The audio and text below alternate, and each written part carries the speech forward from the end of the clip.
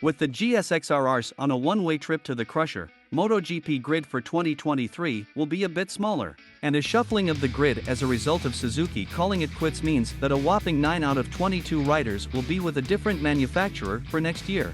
As is the norm in MotoGP, thanks to all the teams cooperating with each other, riders switching teams were able to get the first taste of what they are in for in 2023. In this video, let's go over who is feeling what on board their new machinery in their new surroundings. Starting with the 2020 World Champion, Joan Mir. Repsol Honda's lineup of Mir alongside Marquez makes them the most high-profile team on the grid, as they are the only ones with 2 world champions. Switching from what was considered to be the most rider-friendly bike, to the one which has the tendency to launch its riders into orbits, Mir was just happy with the fact that he was able to complete a lot of laps without falling off. After the test, Mir said, "It's been a good day. We have done a lot of laps and I have met all the members of the team, it has been great. Now I just want to disconnect and recharge batteries to start the season the best we can." Although timings don't matter that much in the postseason test, Mir should find satisfaction that he finished the day just 3/10 behind his teammate Marquez and just 8/10 behind the fastest rider. However, Mir's body language clearly indicated that he knows the magnitude of the task ahead of him in 2023. Moving on to his old stablemate, Aleix Rins. Moving to LCR Honda team with Honda factory support, Aleix Rins' situation is not too different from Mir. Showing similar levels of adaptation and very similar lap times to Mir, Aleix Rins too was content with the fact that he was able to finish 90 laps on board the RC213B.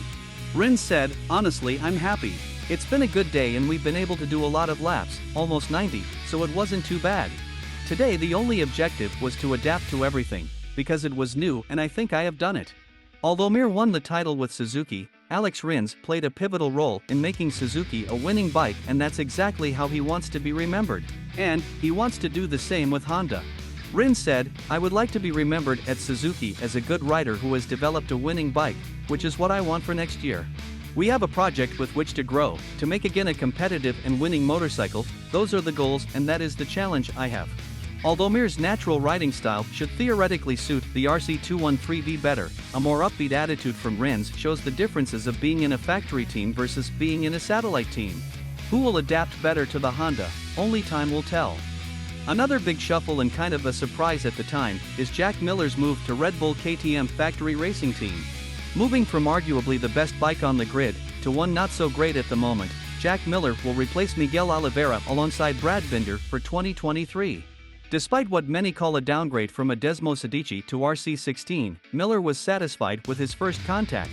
Miller said, "I had a lot of fun, the weather was fantastic for the tests. Although the wind was strong in the morning, we were able to get out early. I was able to complete a lot of laps by the end of the session.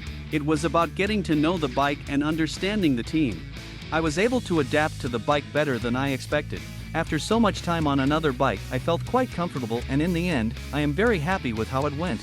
KTM have been brewing something for 2 years now, and with all the management and engineering talent they poached from Ducati along with one of their riders as well, KTM could come out swinging and join the fight at the front of the grid in 2023.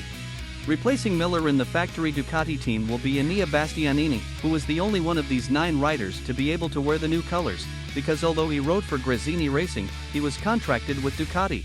Bastianini said, "I am very happy about my first day in the official team. The day has been fantastic, from the start we did a good job.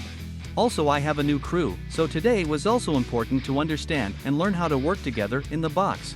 The new bike is really close to my old bike. This one is a little bit more stable and I can push a little bit more, and the pace is also a bit better." Although Bastianini was the only rider to crash during the test, that did not wipe off the smile he had on his face all day long. Already talking about beating his newly crowned world champion teammate, Ducati management might be in for a difficult year trying to manage 2 Alphas in the same team along with managing the fleet of 6 other Ducatis on the track. Replacing Enea Bastianini in the Gresini Racing will be Alex Marquez. Leading the charts in number of crashes throughout the season, Alex Marquez bids goodbye to Honda family to have a fresh start with a bike proven to be competitive with multiple riding styles. Younger Marquez said, "I would have liked to say goodbye in another way, but it is what it is. I didn't quite understand what happened and I told them, here's the bike, I'm leaving." Speaking about his first outing with Ducati, Alex said, "Very positive. Since the first outing I have been very competitive, it was a very positive first day. I am happy with how it has gone inside the box, happy with the atmosphere they have, which is very positive. From the beginning I found that it was a very docile bike, very manageable. I understood very well where I had to improve and where not. This is a bike with a lot of power and which, due to my riding style, has been quite natural. Another rider happy to leave the Honda family is Pol Espargaro. Returning back to home base at KTM, although in GASGAS outfit, Pol Espargaro could not hide his relief of waking from the nightmares he had on what he once called the bike of his dreams. Pol said, "We had lots of fun. We're not where we want to be yet, but it was a good start. There have been no crashes or major problems. I feel comfortable. The bike has changed a lot, but the DNA hasn't changed. I can do what I want and what I was used to. I can drive my pure driving style. It's beautiful." And completing the GASGAS lineup will be the Moto2 champion, Augusto Fernandez.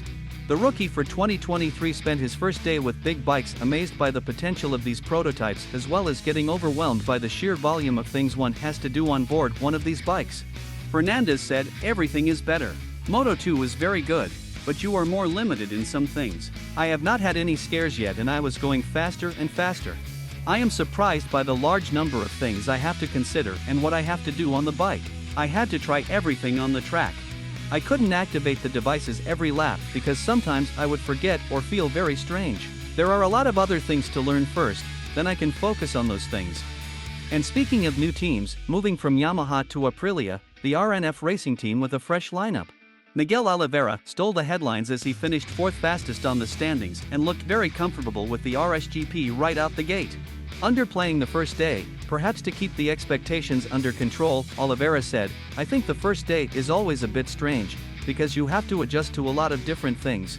The team is also totally new, so I had to get to know each one and understand what their work philosophy is in the box. I have focused my day on riding, spinning and getting all the sensations possible before the winter break. The objective was not to go fast, just to go around and understand the limits of this bike, and I think we have done well. Each bike has its strengths and weaknesses, and the Aprilia is no different."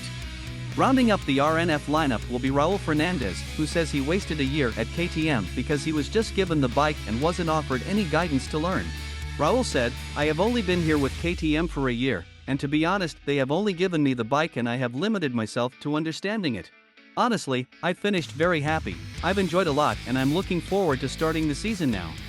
Who will adapt the best to their new bikes and new surroundings? And will we see any of these 9 riders fight for the title? Let's chat in the comments below. And before you leave, don't forget to hit the like button and consider subscribing if you aren't already subscribed.